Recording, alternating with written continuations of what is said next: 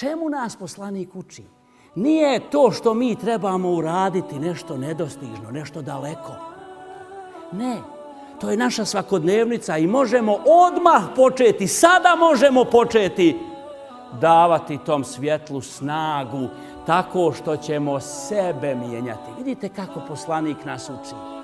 Kaže, musliman ni mirisom iz lonca ne uznemirava svog komšiju.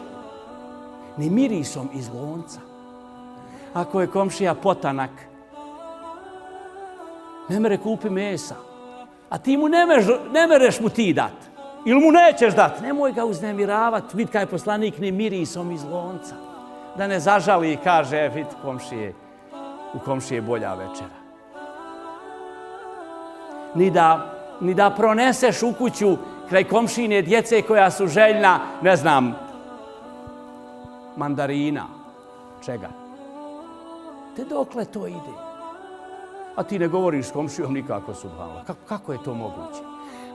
Je li nas poslanik naučio da musliman s muslimanom može da se ljuti na njega najduže koliko? 3 dana. 3 dana.